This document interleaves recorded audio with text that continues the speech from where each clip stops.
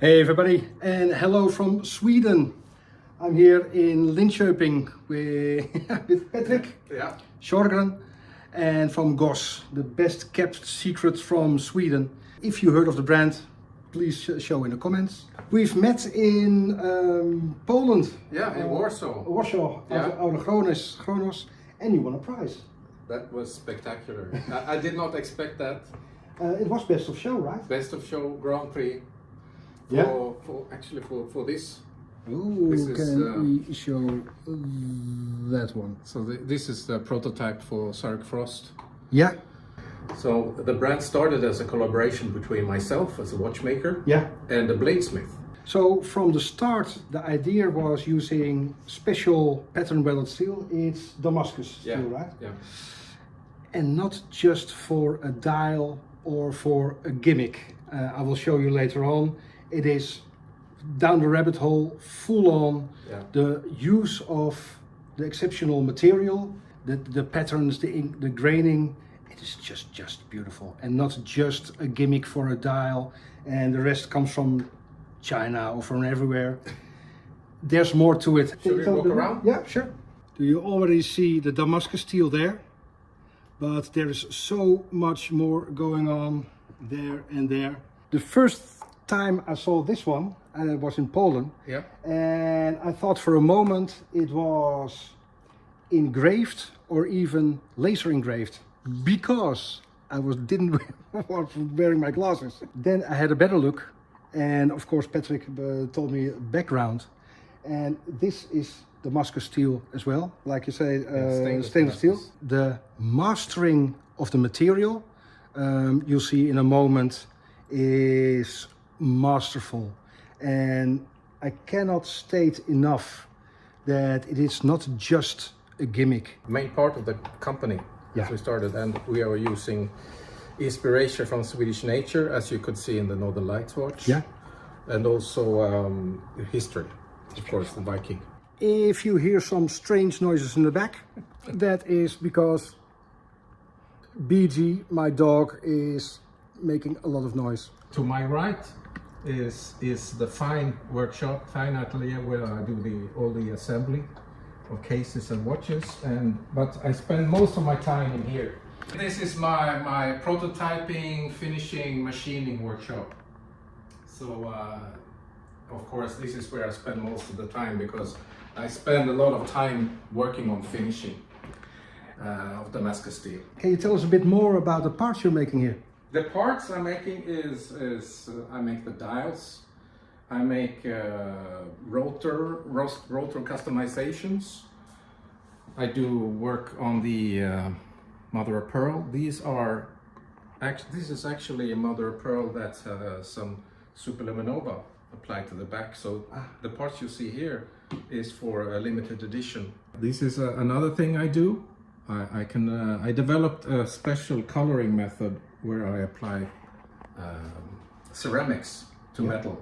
I first did this for the GoS dials. You saw the blue one, and that is ceramics that's applied to a plating process and then baked.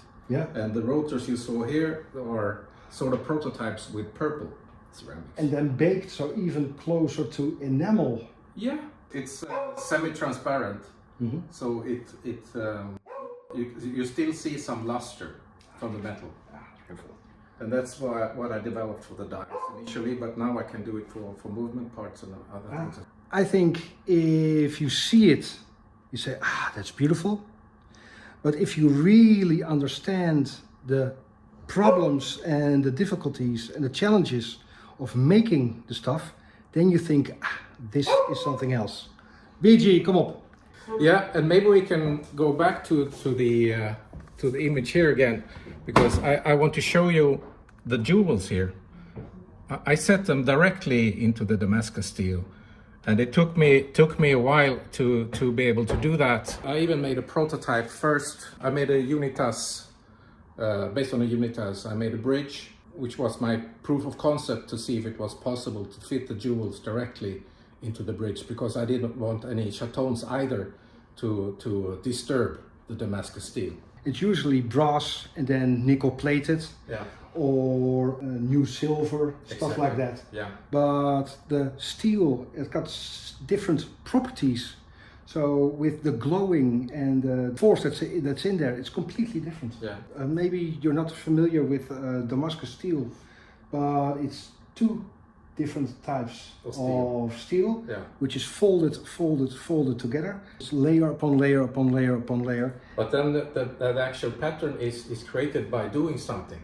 But you don't see the contrast, and the contrast in this particular method of making watch parts, that makes it so much special. The pattern is inside the material, but you have to do multiple steps of using acid and then contrast treatment. I wanted to achieve a relief effect. Mm-hmm. I wanted the steel to look like wood. And wood, yeah. When you see like old floorboardings, okay. and that's what I wanted to achieve on steel. So I etch it quite deeply. Treatment of the Damascus steel is such a big part, important part of the complete watch brand, that you need an acid cabinet. Yeah. So this is my cabinet for etching and contrast treatment. And you can smoke cigars here while sitting there, of course. Yeah. I don't know what they'll think about on the street below, but I think it's fine. The other workstation is a bit cleaner. So this is my surface treatment position. It's beautiful, but it didn't pass quality control. But it's still a good example of what I do. So this is a silver based dial with hand-cut GoS by Jochen Benziger. Yeah. Which I have applied. This color is ceramics. It is just beautiful. Don't oh. this. It's all gone. 12 years ago, we took a big, worked quite a lot to define what we wanted to do with GoS. So we decided to find out the key words and also visualize them. So whenever I do something, I try to hold it up to this mood board and see, does it fit? At least 2 or 3 have to be matches. We started with the Viking heritage. Yeah. Can you tell us a bit more how that heritage is resulting in your designs over there, maybe? Yeah. Beegee approved. I think the first element we used from Viking inspiration was the hands. Yeah. So, but they have become more elegant as time has gone by. So they have been more compressed. Our hand was a lot wide, but you can see Beegee. you can still see the inspiration from Viking arrowheads. And actually, I have a small collection of actual Viking artifacts. So this is my small collection of Viking artifacts that I've gathered. We took the shape from a Viking sword hilt, Yeah. the guard, Yeah. and rotated that shape. So we took this shape and rotated 360 degrees to create the volume of the crown. Yeah. And then of course further development to create the actual finished piece. But that's how it started. Lovely. Right in between there, because you can see the reflection of the dial. Yeah, that's a sapphire index ring. Yeah. I started to use transparent index rings with the Northern Lights collection. So this one is a lot thinner, and this one is made from sapphire crystal. The one we made for the Northern Lights watch is made from Swedish crystal, and it was really difficult to manufacture. And I wanted something that was a bit more thin and also be able to machine minute markers. Over here you see how the indexes are made from 3 parts, where the upper part here is made from sapphire. So every index of this Frost watch is individually hand cut, polished, and blasted from the back from sapphire crystal. Don't you think that's just so special and different? And because the star of the show is the dial and the Damascus steel, but because it's so transparent, there is no real edge to the dial. It's beautiful. Yeah. That pattern, which is just folded steel but twisted in a different way. Then here, like Patrik just shown, the more floral. The wildflower. Wildflower. Yes. It is not just a material choice, but it is how you treat that material and what you do with it. Exactly, it's an expression. It's just... And again, the first time I saw this, I thought it was laser printed or done anywhere else. This is Damascus steel oak, and you can see it there. In the crown as well. In the crown.